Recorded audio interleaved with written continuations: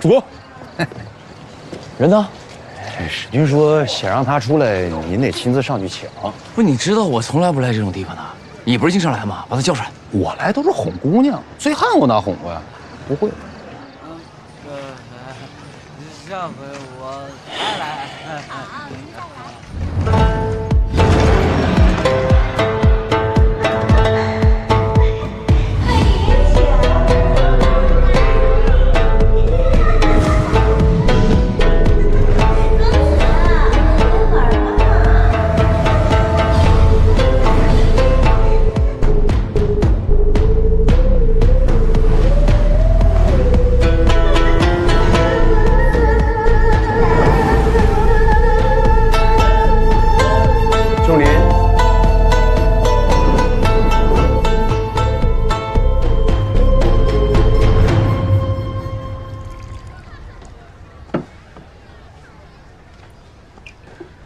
既来之则安之，去照顾好魏侯。是。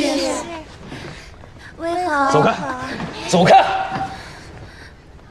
好了好了好了，既然魏侯不需要，都下去吧。是。不是你表兄，你干什么呀？你明知道我不喜欢这种地方，还约在这儿见面。今日有一事，想请你帮忙。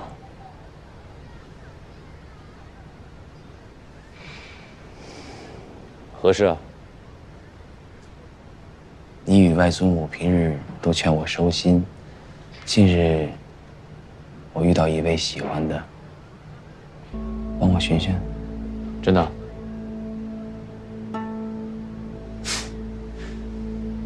你若真能收心，远离这些风花雪月的地方，我自然会帮你去。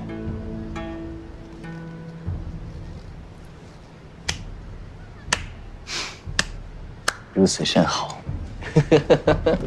说吧，谁家的姑娘，在哪儿遇到的？在豫郡，但也不知是谁家的夫人。夫人？你是不是耍我呢？话说得好听，真到我有事求你的时候，就是这种态度。这是帮忙的事儿吗？你调戏人妇，何等无耻！这话你还好意思说出口？你跟外祖母不过就是看我留恋酒肆，辱我家风，非要说什么好话，说替我筹划未来。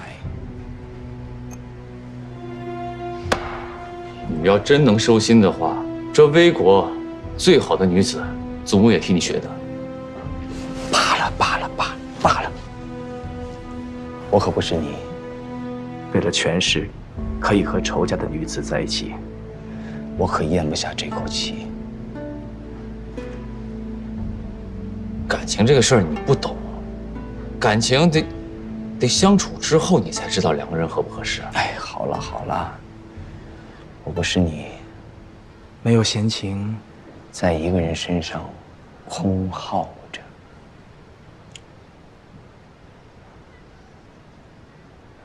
哎，这样，你告诉我，这女子长什么样？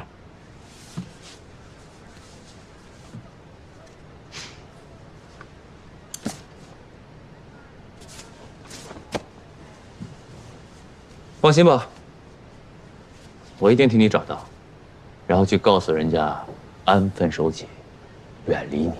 就知道你没安好心，你才没安好心呢！仲林，仲林，仲林，你，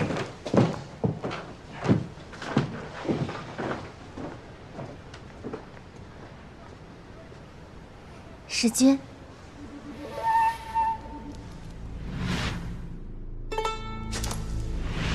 魏侯的玉牌掉了，送去魏府，交于女君。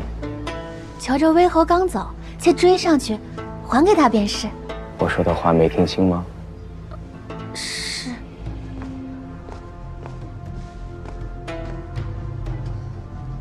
乔魏联盟的事，交给我来办。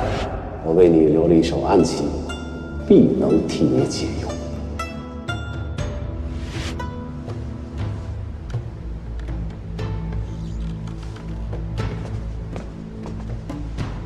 少主切不可忘记，此番回来危国的真正目的。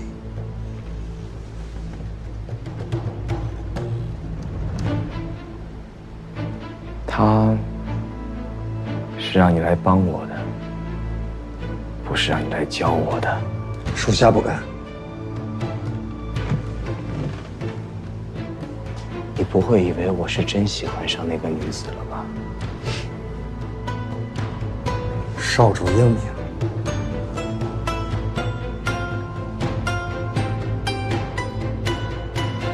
这大半夜的主动给咱们叫过来要干嘛呀？我这刚到罗中坊，这屁股还没坐热呢。不是罗中坊那么多女子，你就不怕挑花眼吗？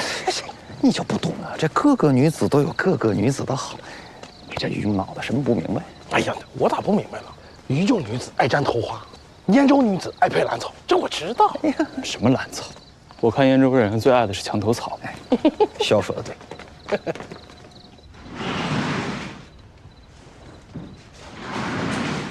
来，小谭，你闻闻我身上，看看能不能闻出什么味道。是知痕区，南京今日去94了。这都能闻出来？赶紧找到干净衣服来。是。啊，对，如果女军来请我，你就说我公务繁忙，不回去了。啊，女军并没有差人来请。没请。女军近日忙于太夫人寿宴，就连春娘、小桃姑娘、小枣姑娘也都跟着忙起来了。啊，原来有正事儿啊！主公，你找我们。正好。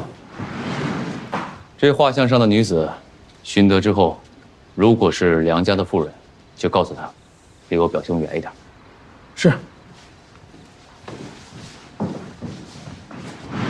行了，去拿衣服。哎，我这玉牌呢？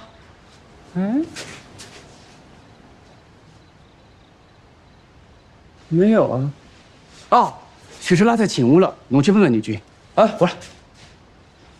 不可能，今早出门的时候还在。你派人出去给我找找，此事不得声张，尤其不能让女军知道。是。女军，女军，我又毛毛躁躁的。女军，这个是罗中坊刚才一个酒娘送过来的，说是南军留下的。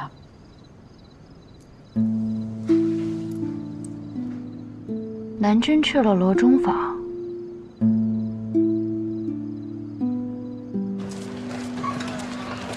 寻人所记是未躲的本事，他不在，主公让咱们出来找，上哪儿找去？那咋办呀？张榜，宣长寻人？疯了！史军的心上人，大张旗鼓的能行吗？别废话，打开看看。这不猜的了吗？也不知道谁记的呢，半天也猜不开。栋哥，灌溉呢？那是不是小头了？这哪是小桃？这比小桃小了2号。不是，你看谁都像小桃。不是小头吗？快点！呀，这是小头！你眼睛长毛了，这哪是小桃？身量纤纤，怎么可能是他？这不就是画的吗？你看有头发，有衣服，还长这么好看，还有个燕州兰草，那就是小桃嘛。有兰草就是小桃了。燕州来的为什么不能是春娘呢？春娘？没这么年轻嘛。就是小桃。要是小桃的话，我觉得倒是好事。史军万一喜欢的是小桃，免去我们一桩烦恼，省着这丫头每次见到我们都威胁要嫁给我们。说的对。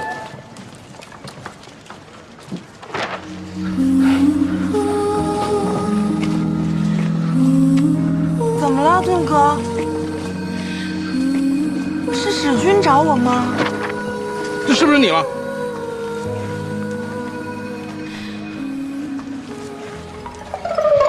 怎么了？嗯，不好意思啊，认错了。刚才还是小桃的。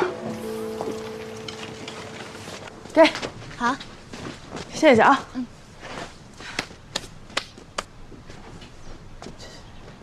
哎，南军衣服啥时候送来的？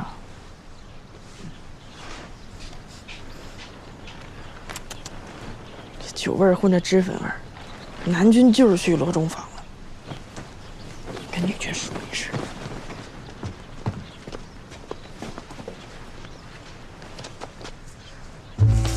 小桃姑娘啊，不是我说，魏良将军，大白天的你不上教场练兵去，成天往后宅跑啥呀？南军都没你来得勤。我这不也是为了给主公办差吗？后宅能有你什么正经差事儿啊？行了，你这2日有没有出府了？怎么了？那就出去了。哎，我出去怎么了？哦，行，你们男人整天流连酒肆，我们女人家出去逛个集市都不行啊？不是逛集市归逛集市，但是碰见陌生男子，你该避也得避一避嘛。啥意思？我是个粗人，不会讲话，但是我为了你好啊。魏使君是个啥样的角色了，你心里应该比我们清楚呀。我们兄弟4个人加起来都没他一个人坏。徐太夫人不约束啊，主公也没法管。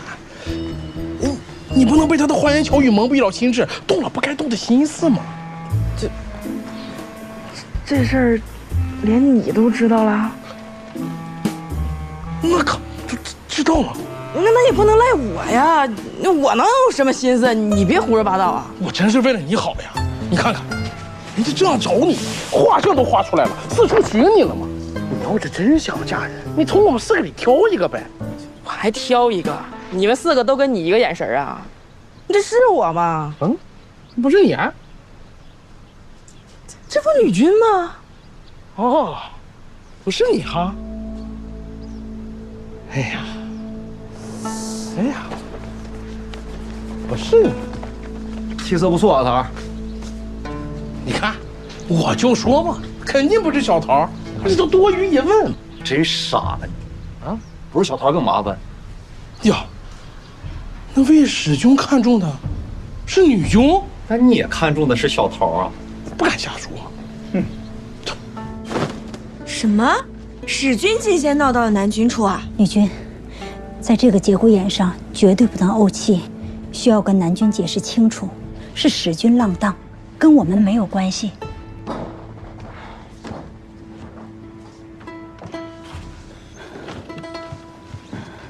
南军，你们先出去吧。是。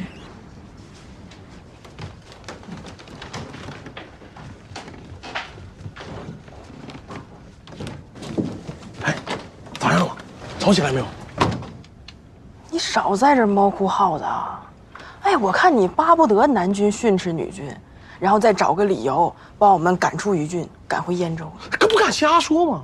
那么回燕州了，我们从来没有赶过，是你们想回的吗？我们可没赶啊！回燕州嘛，没出息。哎呀，2位将军，求求你们别再吵了。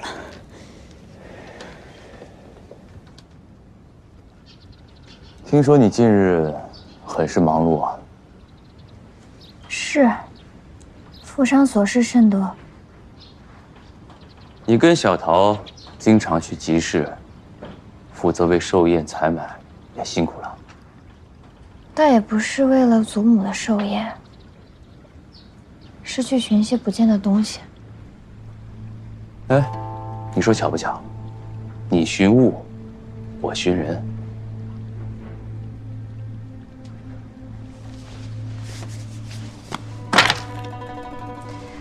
不知道南军寻人顺不顺利，我倒是挺顺利的，被人家赶着上门送上来了。这东西怎么在你这儿？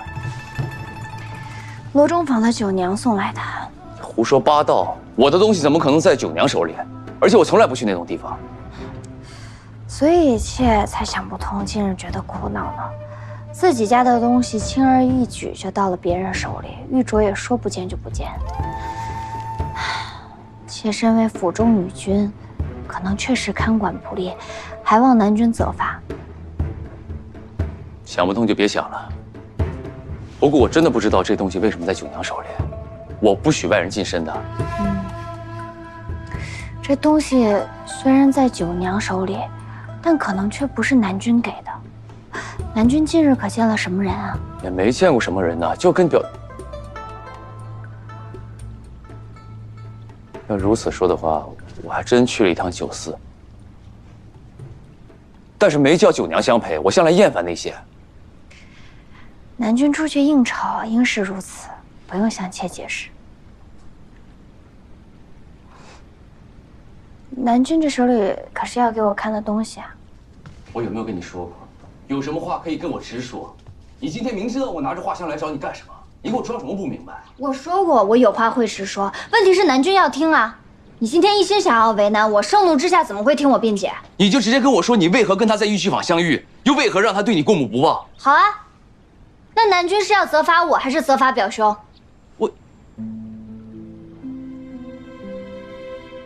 你认为我跟他有兄弟之情，怕我空信他一面之词，但你有没有想过，我跟你是夫妻，我也想听听你如何解释。这人非草木。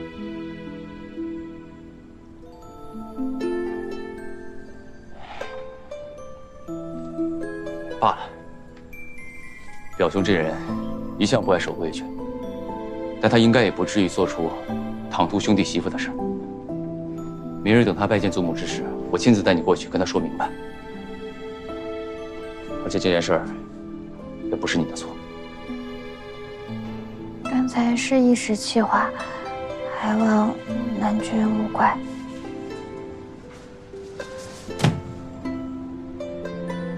这事就当过去了，以后不要再提了。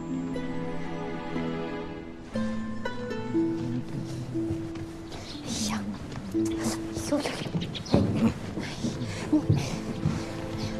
你外祖母啊，早就备好了各色糕点，就等着你来。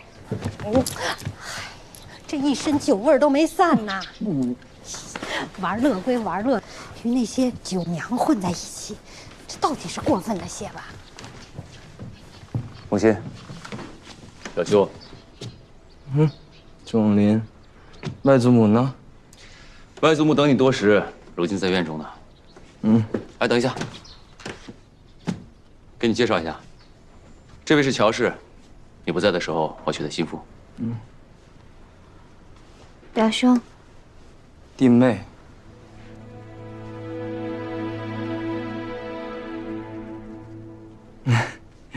都说央水10分色，双书占8分，此言不虚。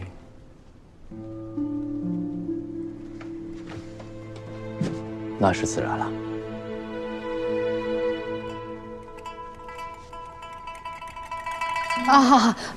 是我糊涂了，忘了给你们介绍一下。今天就算正式见面了，从今天开始，大家就是一家人了。那是自然了。不过舅母指着的对，我呢就是缺一门像仲林这样的好亲事，不然何至如此啊？我只是说，就是因为我没有好妻房，才好酒的。行了，祖母等着你呢，去。外祖母，师爷来赔罪了。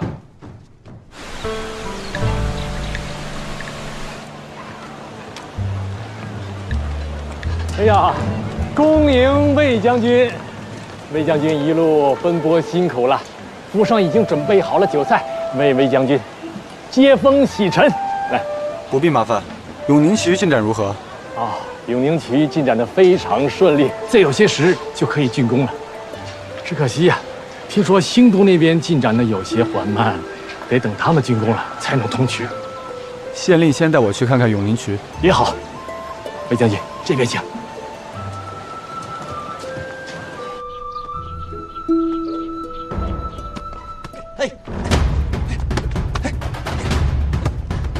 好车！使劲接住！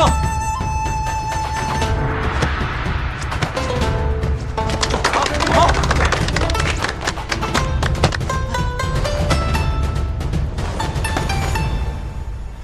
参见魏侯。仲林，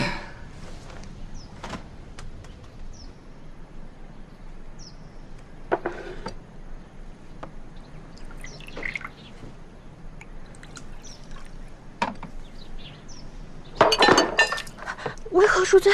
失窃冒失了。无妨。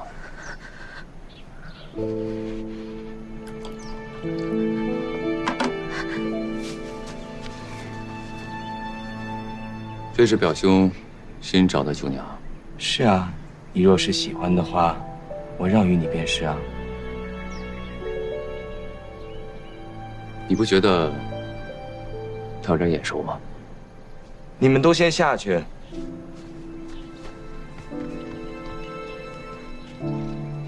钟离啊，我看你现在看谁都像是你家的乔氏。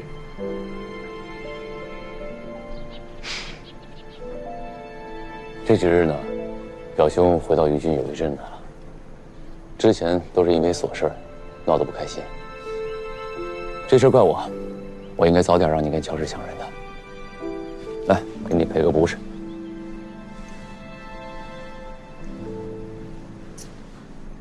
钟离，讲实话，我不喜欢你的心气啊。唐高到魏家，便惹出如此多的事端，今后还不一定留着多少招式。你要知道，魏国与乔家是世仇，你要提防着。之前那些事都是误会，而且我与他成亲之时已经跟他说过了，只做魏家妇，不再是乔家女。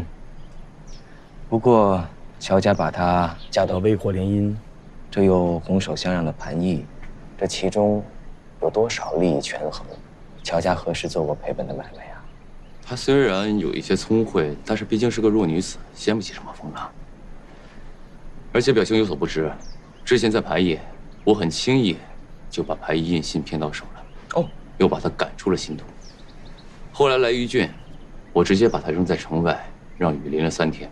这桩婚事是我点头同意，最后才促成的。那她现在是魏国的女君，这还不是最终顺了她的意？那还不是因为她帮我修了永宁渠，可伯牙插上了乔家的旗帜，但我转眼就打了孝刚啊，此事不亏。老兄，我知道你有所防范，都是为了魏国，不过我跟他的关系是公事儿，也是私事儿，我自有分寸。如今为他已经成婚，希望表兄善待家人，不要让祖母担心。那是自然啊。那这话还给你，画中的人我也未寻到。那别多谢钟离了。吃饭。饭我就不吃了，衙署还有事儿，下次再来陪你出去。饭也不吃，醋菊也不提，酒就喝一杯。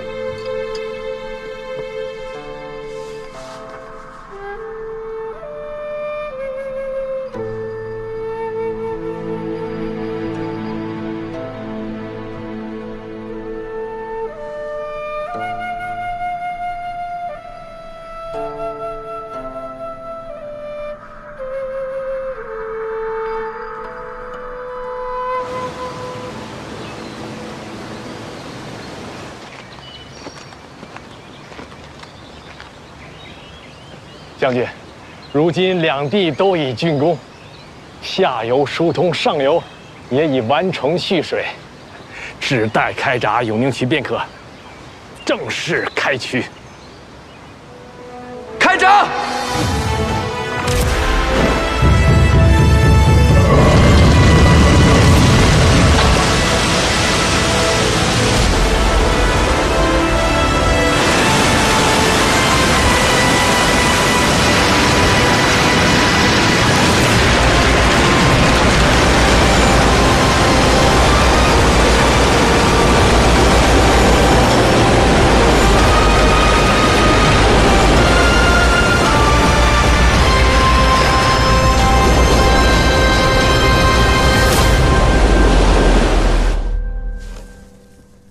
只知道荣郡闹饥荒，没想到如此严重啊！今年荣郡少有雨水，灌溉水不足，又遇干热风导致小麦枯守，粒种较往年减产过半。我们郡守实在是没有办法了，特地叫奴前来求助主公。荣郡时有旱情发生，去年就闹过饥荒，幸亏有主公调粮，虽然价钱高了一点，但是勉强说得过去。今年除了于郡，魏国全境收成不好，要再想调粮，恐怕有些困难。饥荒要是一起，百姓无论是反是逃，对政局都不稳。这民间素有囤粮大户，向他们收一点，哪怕价钱高一点也无所谓。我们郡守说，主公在外面打了3年仗，民间囤粮早已所剩无几。不，咋又说回我们了吗？啊，这不想想办法了吗？难道让百姓自生自灭？那汉军那边呢？已给威廉将军去信，让他协调调粮。回信说已无粮可调。这个威廉，那荣军的粮食还能撑多久？最多1个月。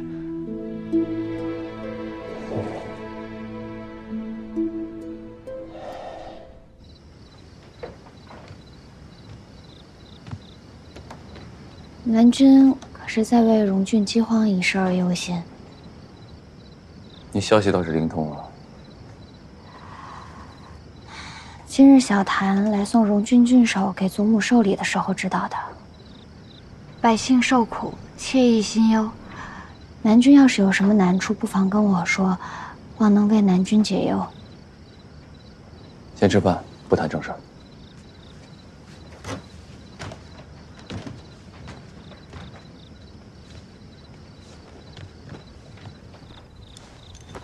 妾听闻这燕州地处北方，那里的人声音洪亮高亢、粗犷，就像是江河奔腾；而这耀州呢，地处南方，那里的人的声音细腻温柔、轻言软语，如涓涓细流。南君可知为何啊？原来这人的嗓音粗细和他们喜欢吃的食物有着密切的关系。可真是一方水土养一方人啊！应该是一方作物养一方人，更为贴切。南君所言极是。听闻魏国喜种春麦，春麦的抗旱能力极强，就像是魏国百姓一样，性格坚韧。可是春麦虽好，产量却不高，若是遇到极旱的天气，便会颗粒无收。的确，这荣郡便是如此。那南君打算作何啊？只能向各郡县去募集粮食，看看能不能帮荣郡渡过难关吧。借粮可解一时之急，但绝不是长远之计。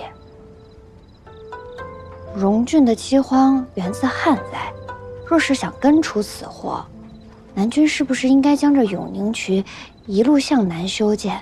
修建至荣郡境内，若是能保证灌溉，那从此以后就不会再有饥荒了。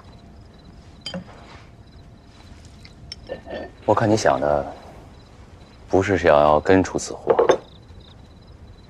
是要祸水东引吧？南君在说什么？我听不懂。你可太懂了。这修渠需要大量人力、物力和财力。新都到荣郡路途遥远，若修此渠，我必然没有大量的精力去攻打燕州。而且这荣郡毗邻边州，我若修成此渠，我对边州的威胁要大于燕州。你不就是这么打算的吗？我可没有想这么多。以你的脑袋，想的只会更多。南君所言，确实是妾心中所想。提议修渠，确实有为燕州谋划的私心。魏国修渠耗时耗力，可为燕州取得片刻安宁，此事不假。可若是此渠通至荣郡，可以惠泽魏国无数百姓，此事亦真。此渠要是修通了，可为燕州延数岁之命，但可却为魏国建万世之功。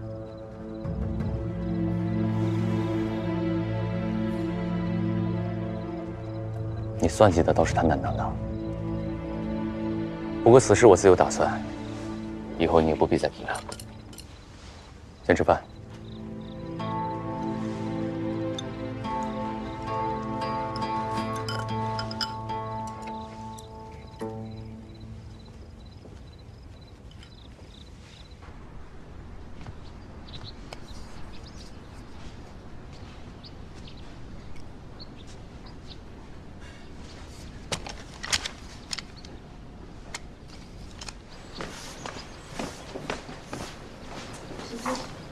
钟林在否？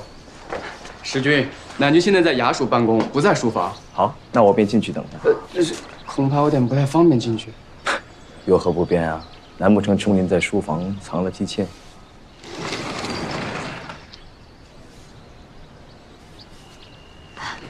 表兄，小谭，你是怎么当的差呀？放外人进钟林的书房？此事不怪小谭，是先前南君说过，如若我需要取阅一些资料、书籍，可以自己随时来拿，不需要再向他请示了。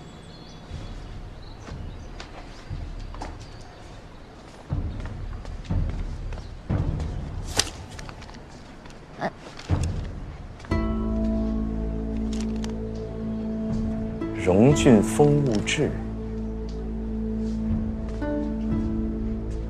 你一个乔家的女子，尽盯着我们魏国钻磨啊！我虽是乔家人，但是查阅书籍的权利还是有的。你敢说，你嫁与钟林，没有暗藏私心，利用钟林吗？这是我和南君自己的事情，就不劳表兄费心了。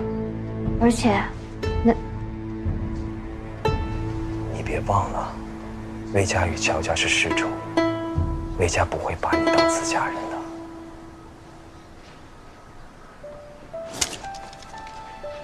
先告退了。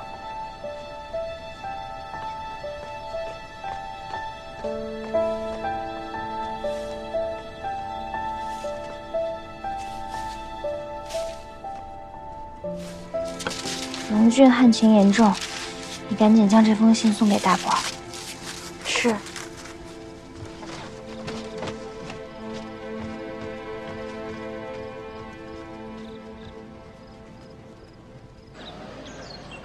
此话当真？我在外游历时认识的此人，他家素有囤粮，答应将粮食以市场2倍的价格卖与我们。这些粮食虽解不了荣郡饥荒，但至少可以稍加缓解。多谢表兄，我待会儿呢就让魏良他们安排下去。钟林，有件事我不知当不当讲。表兄请说。昨日我来书房寻你，见弟妹出入书房自由，还拿了简牍。我知你2人琴瑟和鸣是好事，但他毕竟是乔家人。书房如此重地，你不设防？我都答应他可以随意出入了，哪有收回的道理？而且这屋子里也没什么重要信息的简牍，无妨。我问过小谭，他说弟妹拿的是《荣郡风物志》，你可知他今早向扬州送去一封奇信。表兄放心，女君心地纯善。我看是你心地纯善吧？此事那么可疑，你查都不查。你真的可以放心，因为那封信我已经逐字看过了，里面的内容就是记录了一些荣郡当地的风土雨水，包括百姓喜爱种植的作物。目的呢，也并非为了泄密，目的是向燕州求卖种。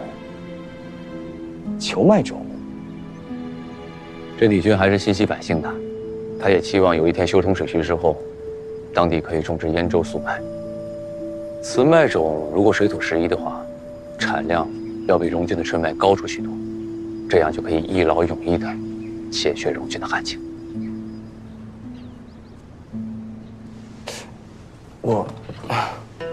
我还当你全人信任弟妹，未曾想也监看着弟妹的信件。我身为魏国家主，哪来的全人信任呢？自然会有所防备的。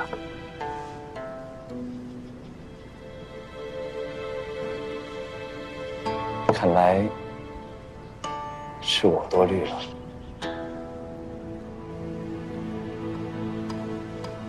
辎重车辆一共要行进14里，总共需要运送500担粮食、700担黑豆，那每一个自重车呢，需要运送12担粮食和18担黑豆，那需要10个人7匹马，那我需要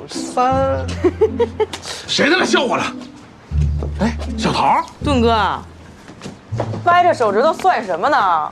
手指头够用吗？哎呀，小桃，可算碰见你了，你会数数，你帮我算一算呗。你说说呗。哦，我现在需要10个人7匹马。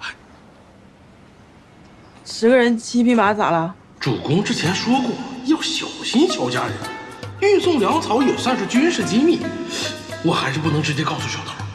哎，说错了，是10只猴7只猪驱赶1辆车，那每辆车上需要运送12担土和18担木头，总共需要运送500担土和700担木头，那我总共需要多少个猴、多少只猪和多少辆车了？哦对，还有，就是路程需要14天，单日来算的话。猴需要2升，猪需要3升。猴吃什么？猪吃什么？猴吃土，猪吃木头。你扶我一下。你总共需要运500担土，700担木，那就是400人300马40辆自重车。400人300。按你们魏国的单日军需标准来看，单人每日主食2升，马匹豆料3升。运输14天就需要112担米，126担豆。辎重营士兵本就自带3日口粮，最终运输到目的地的话，还剩412担米，574担豆料。这些粮食够1万人马吃3日左右。不过荣郡人口不足1万，如果熬成粥不吃的话，还能多撑些10日，足够南军想别的办法支援了。哎，啥的荣郡？我啥时候说过荣郡？是猴、猪。你咋知道？据我所知啊，辎重兵每日行进30里，加上负重损耗，14天也就是行进390里到400里。离余郡如此距离的，就只有正在闹饥荒的荣郡啦。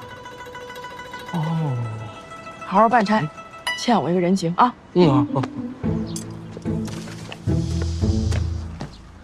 主公准备这些东西是为了支援荣郡啊。主公。女军又有信进往燕州，念。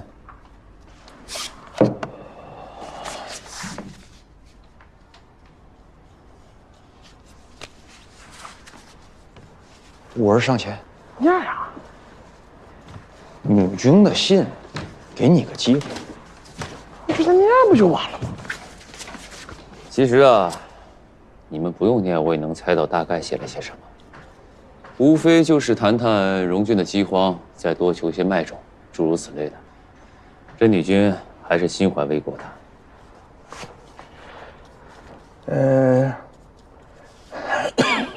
我嗓子不舒服，你念吧。来，给。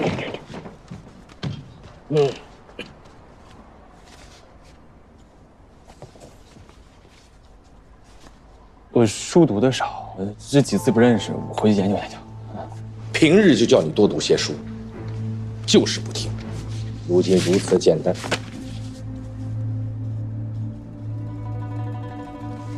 主公英明，此信不用念了。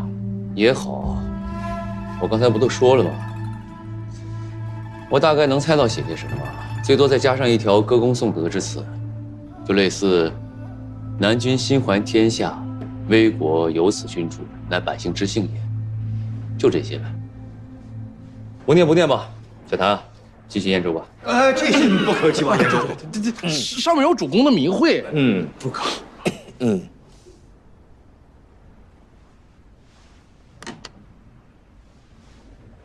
那给我看看。给我呀。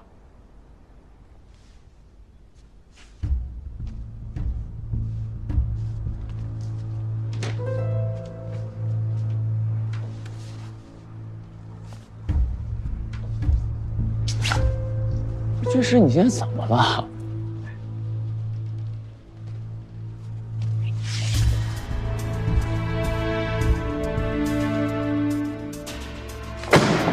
主公息怒，定是女君知道了主公监看信件一事。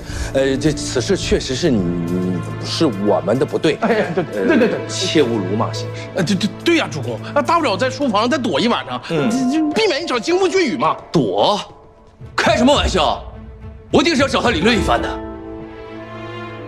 这汉妇真是越来越过分了。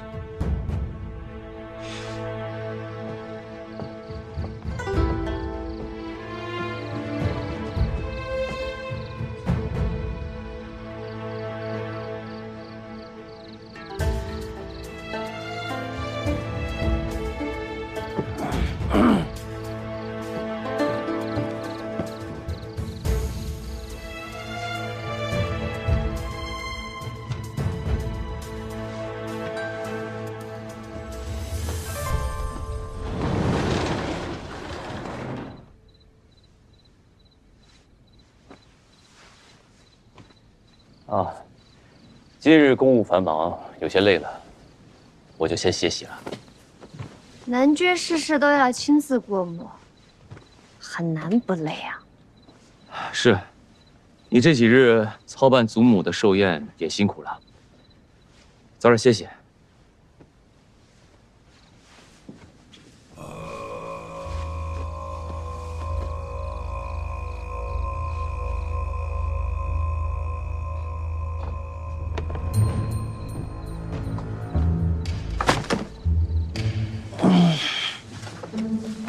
这是祖母寿宴的菜单，请南君过目。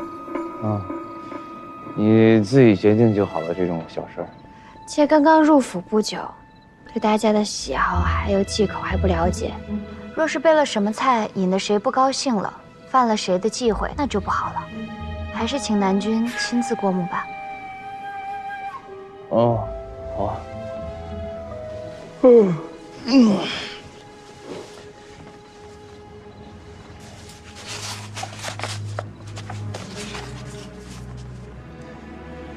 啊，色香味俱全，毫无挑剔。早点歇息。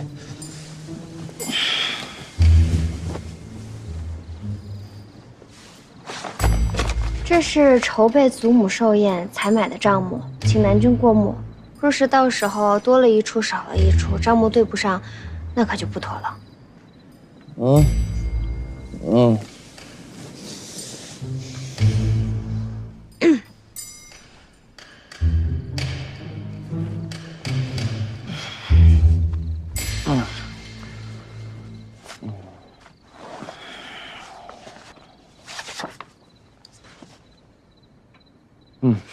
事无巨细，没问题。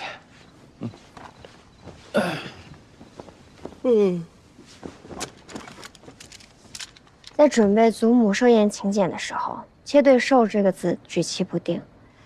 这一卷上有8种寿的写法，请南君过目，替我决定。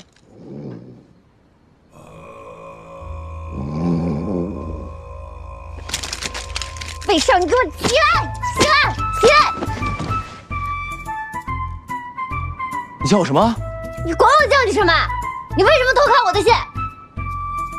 不是你敢直呼我名讳？我告诉你，你以前凶悍也就罢了，如今加了一条不耻礼数，我跟你这种悍妇无话可说。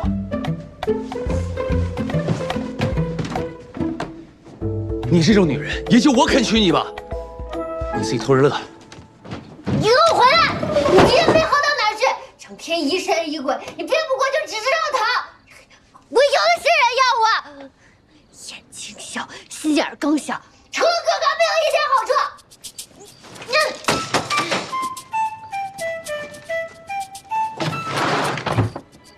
你敢扔我？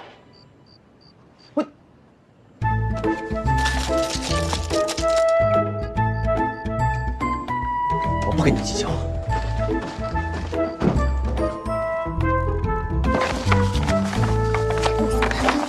有什么不敢说你？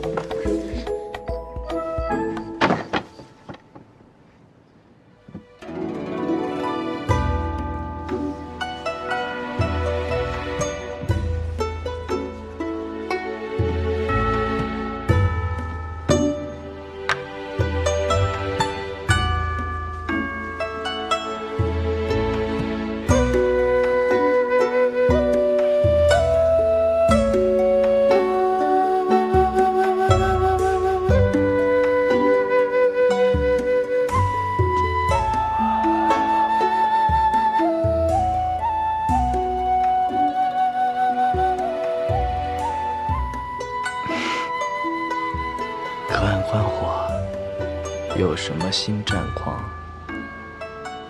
随时来报。是，少主。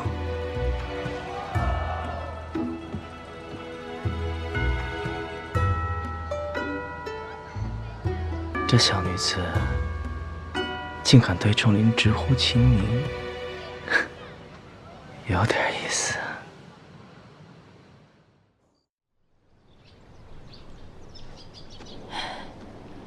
女君，要不要你先用一些？做错事了，不就拉下脸来道个歉吗？南君这算怎么回事？就是，南君昨天晚上睡在书房也就罢了，今天连饭都不回来吃了，小心点。小桃、小枣，不许如此议论南君。一会儿南君回来，也不许给南君脸色看。知道了，我可不敢。女君，一会儿南君回来，跟南君好好谈谈。这没有什么话是说不开的，咱们寄人篱下，得过且过吧。我自有分寸。是。女君，小谭来了，请他进来。是。女君，南君传话说不回来用膳了。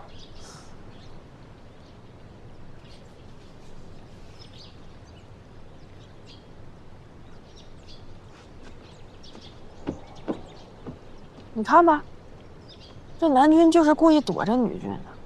我们女君还没说什么呢，他像受多大委屈似的。闭嘴！去把笔墨拿来，我要赶紧把此事告诉张姐，以免她在信里说什么要紧的事。是。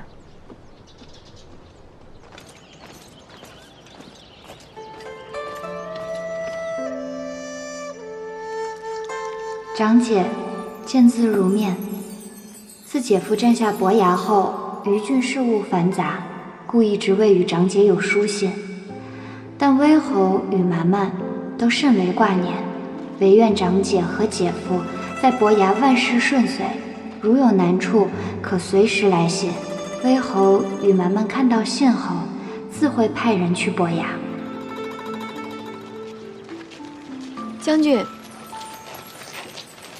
阿范，夫君今日辛苦了，公事可还顺利？一切都好，阿范放心吧。这可是女君来信，女君定是又说让我们在伯牙好好过日子吧？蛮蛮说，燕州占了伯牙，引得微侯提防，提醒我日后与他小心同行。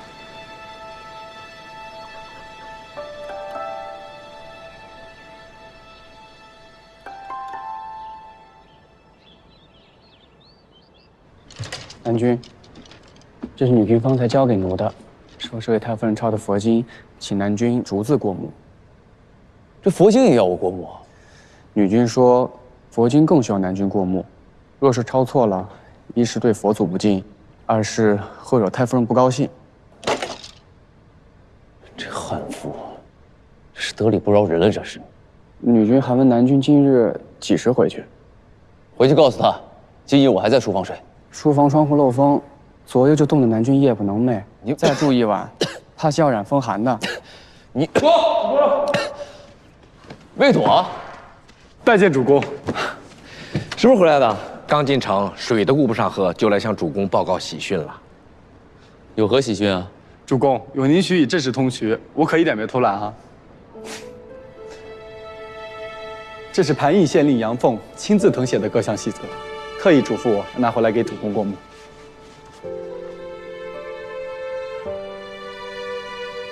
这杨凤，这是在邀功啊！此番我去盘邑才算明白水源充沛的好处。燕州富饶，全因归功于水。盘邑所产小麦产量大，分蘖多，麦粒颗颗饱满，口感极佳。这是盘邑所产小麦，这是新都所产小麦。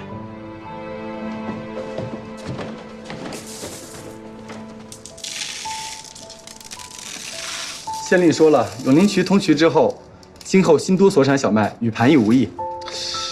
要是修渠有如此好处的话，哎，那那主公为啥不把永宁渠直接修到荣郡了，可解远虑嘛？如果继续兴修水利，便要投入更多的人力财力，进而会牵扯到魏国的兵力。如果此时燕州来犯，魏国必难自保。主公，你是在担心乔家从中获利吧？依我看，主公不必如此忌惮乔家。修渠虽然可以延燕州数岁之命，但是惠及荣郡的百姓，可为魏国建万世之功啊！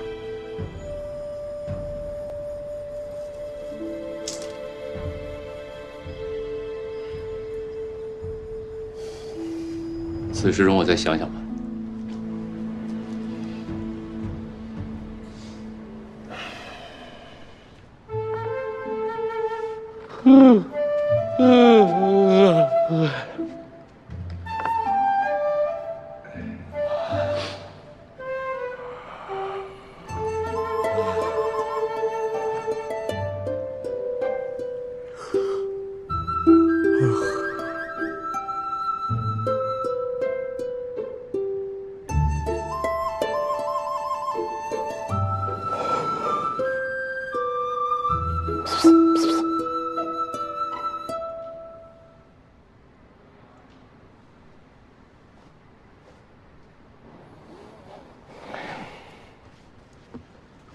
主公，我们几个今晚在城外当差，要是再不走的话，恐怕会耽误正事儿。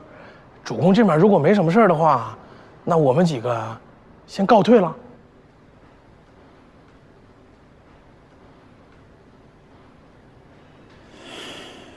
那走吧。哎，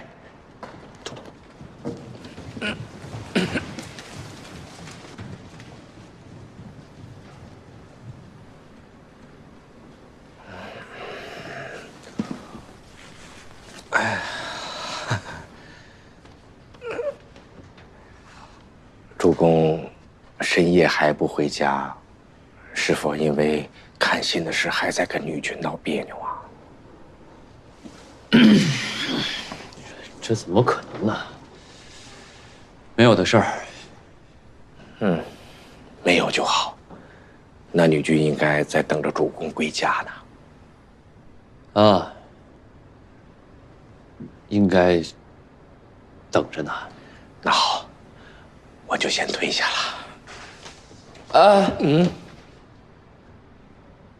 我突然想起来，我有很长时间没去军师家看望师母了。不妨事，不妨事。哎，不，择日不如撞日。这样，我现在就去你府上小坐一会儿啊，探望一下师母。走啊，军师。甚好，如此甚好。哎呀，谁成想主公把咱们留到这么晚了呀？现在开的也只有94。94好，维多也大了，带他见识见识。就是。去哪儿啊？主公，不是说当值吗？啊，主公，属下错了。主公，他们好意为我接风，要罚就罚我吧。主公，别罚我，罚我！当大哥的不对，不应该带着咱们几个人出来。我这主力出了问题，就罚我。行了。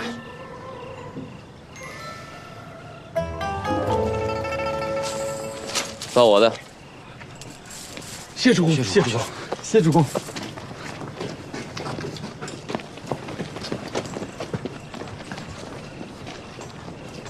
南君，咱们现在去哪儿啊？都晃了这么久了。去祖母那儿。太夫人，您当2个时辰前就睡下了，都这么晚了，恐怕只有罗中坊那种地方才会歌舞升平呢。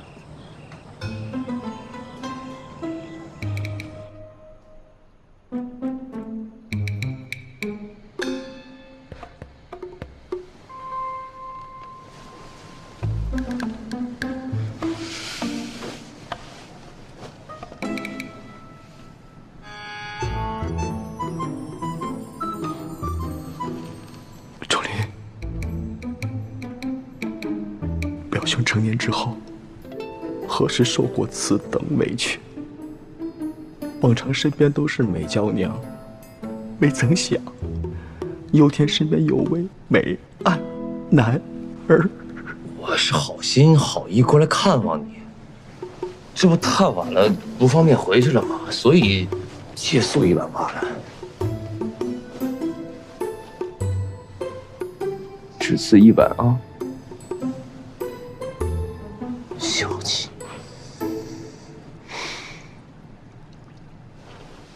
何兄啊，我没有怪你的意思啊，我只是想问你，你为何把我偷看乔氏信件的事告诉他？虽然我知道，你一直拿他当乔家人，不肯信任他。我觉得乔家和魏国还达不到真的彼此信任。我想知道，他们对修渠的事儿是否是真的心无旁骛。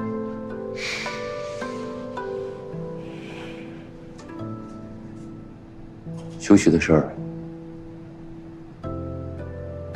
我已经拿定主意了。我相信你，心中早已定数。钟林，你现在睡觉还踹被子吗？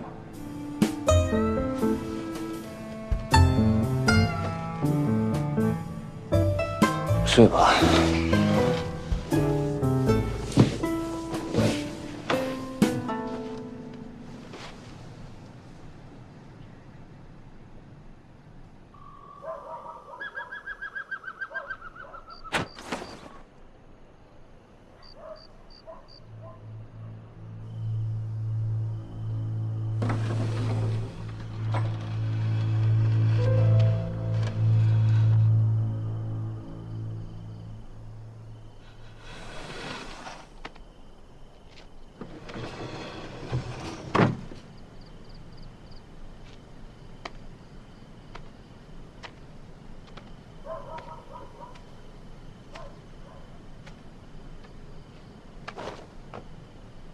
请少主杀了魏侯，为边州铲除祸患。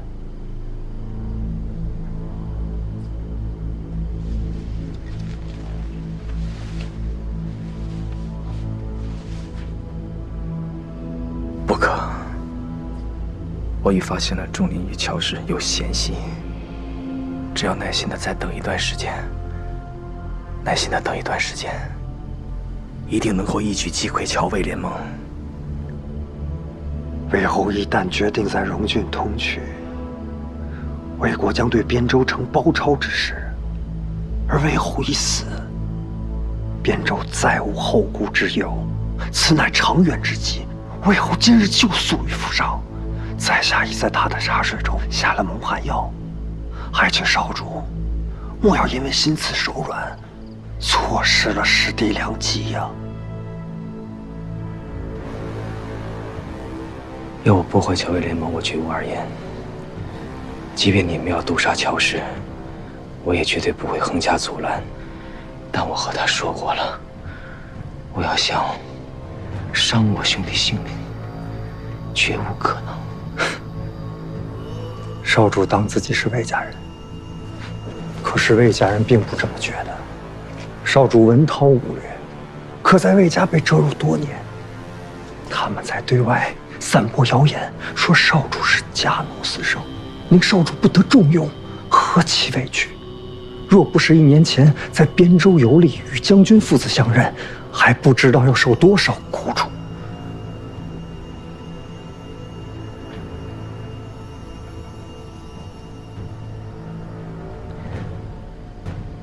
外祖母待我是极好的。是。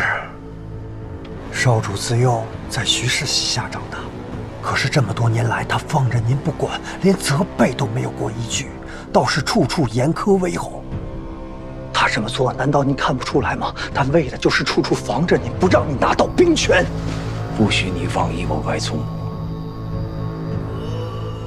我日后再敢提起此事，我让你没办法活着回到边州。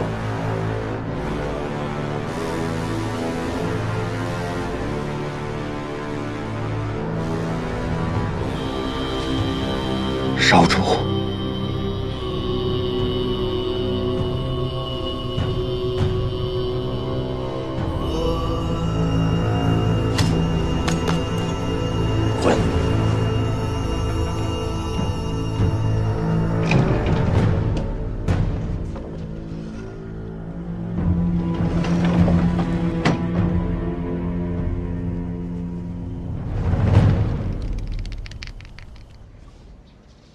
女君这封信怎么还是在向周牧求卖种啊？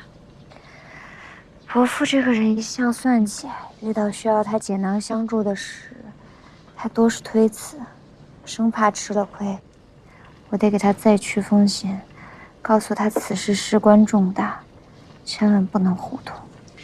我不明白了，南君如此不信任女君，女君为何还要帮荣俊求卖种啊？反正南君是不会记得女君的好的。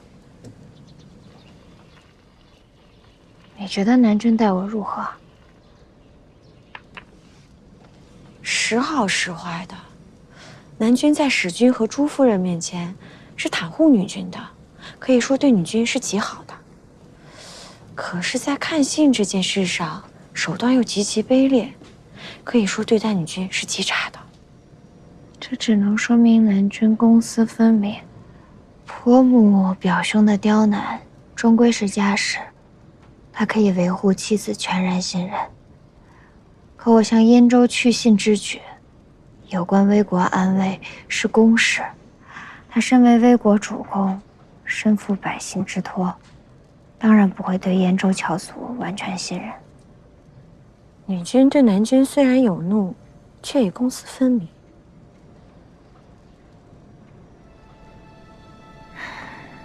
只是这粟麦收成虽好，用水量却极大，不知道南君会不会在荣郡通衢。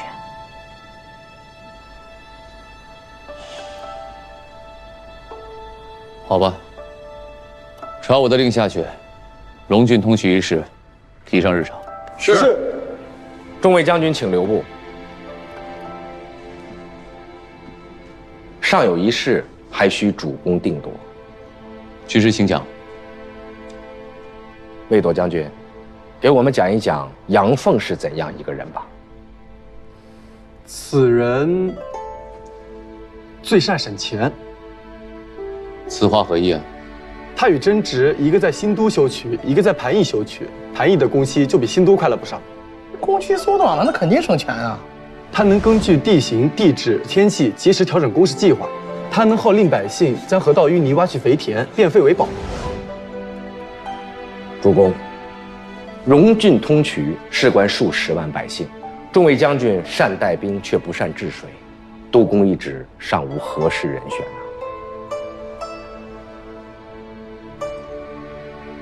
军师是想跟我举荐杨凤？杨凤不但能省钱，还是女君的心腹。如果主公能够重用杨凤，还可表达对女君、对燕州的信任。此事跟他有何关系啊？是，主公以大局为重啊。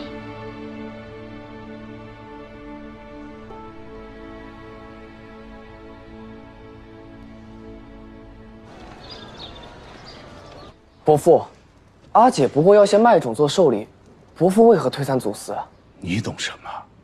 说的好听点叫寿礼，说的难听点这叫挖我们燕州的立国之本。一旦魏国大肆推广粟麦，几年内必会富足起来。届时谁能保证他不会攻打我们燕州？兄长言重了。如今乔魏两家既是盟友，又是亲家，必不会发生此事。有阿姐在，定不会让魏侯出兵的。蛮蛮向来聪慧，麦种对我们燕州何等重要，若不是急需，或是有利可图，他也不会特意写信来要。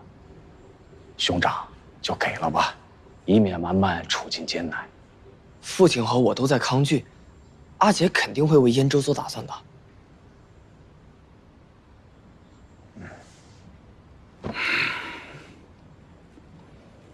罢了，父亲在世时也曾多次给魏国帮衬。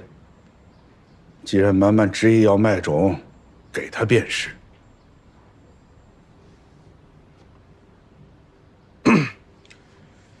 主公有乔公的遗风啊！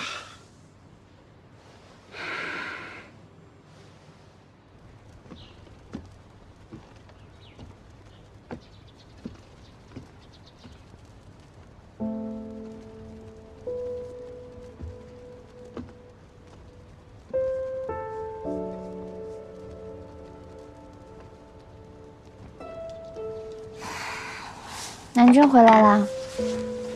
啊。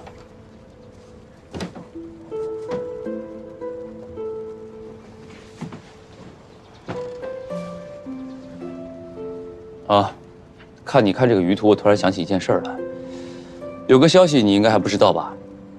我已经决定从新都往荣郡修学了。南君英明。这事儿呢，我也是思量了很久，但最终决定还是照你的意思做。这下你满意了吧？那军师的意思呢？军师我自然也是劝了他很久，他也没什么别的意见。原来是军师的意思啊，那妾要谢谢军师啊。哦，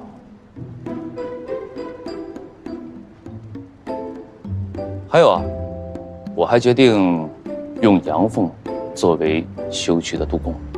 虽然我知道杨凤是你们家那更要谢谢军师了。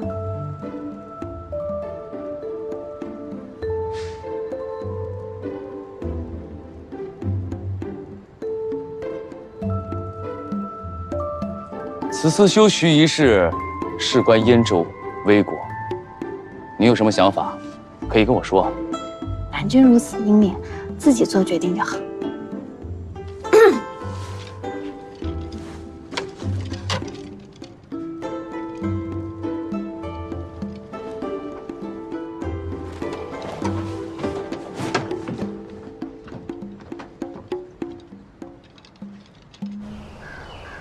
报，主公，陈胖将军求见。每年今日去义山祈福是祖上立下的规矩，侄儿怎可因一妇人，便擅自更改行程？该如何向众宗亲及将士交代？叔父莫急，今日夫人她身子不适，我理应陪伴。祈福之事，改日再去便是。心诚则灵嘛。报，主公，义山的长生殿忽然坍塌，前去祈福的香客尽数被压在废墟之下，无一人生还。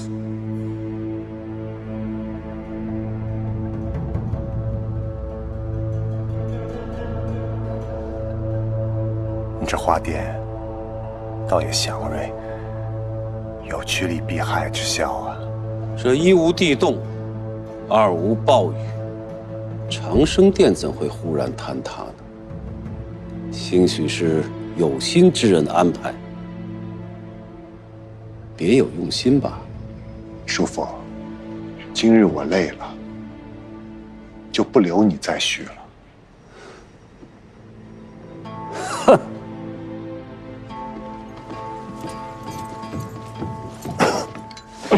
夫君，可要叫侍医前来？无法。夫君放心，我虽不知这花店能否助人夺取天下，但我更希望这花店能带来福气，能让我的夫君平安康健。夫君一定会好起来的。此生我能有夫人陪伴在侧，实则是我丞相之幸。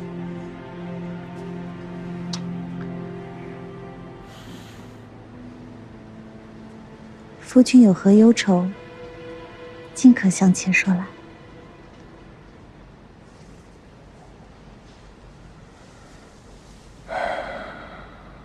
前2日探子来报，说魏国欲将永宁渠通往荣郡。哎呀，水渠嘛，运输养粮，均是一日千里。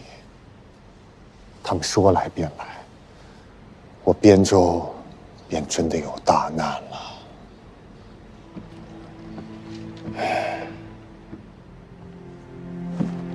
妾愿替夫君走一趟于郡，解决此事。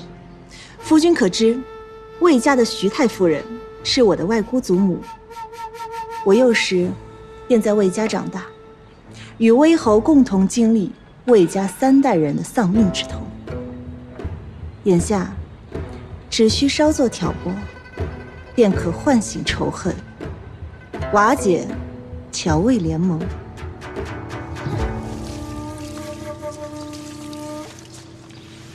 仲林，哎，你知道这片地上种的是什么吗？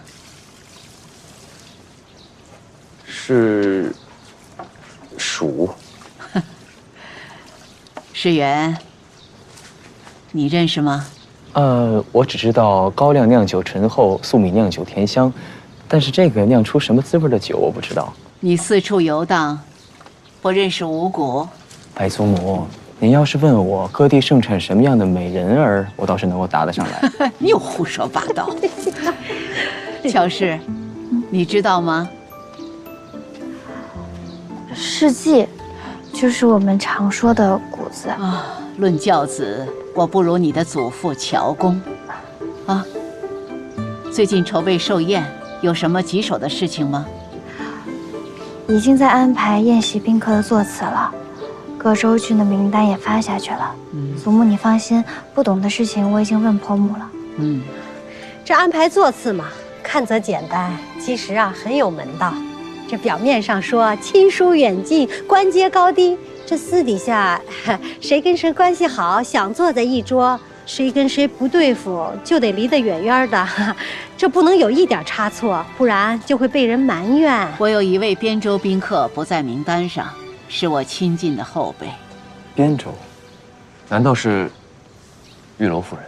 是的，安排座位的时候就安排的离我近一点吧。是，孙媳一定会悉心照料。有你，我自然放心。哎呦，婆母这么说，娥皇要来了。要说呀，好些年我也没见着她了，也不知道她现在什么样。哎呀，当年这个丫头啊，我真是喜欢。啊。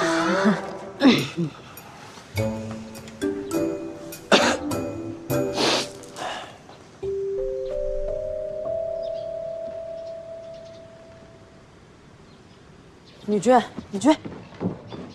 打听着了，真让女君猜着了。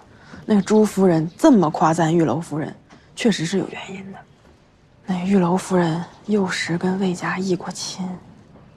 这南君看起来一本正经的，没想到还有这么些旧情瞒着女君啊！哎呀，人不可貌相。女君不要生气啊。我没生气，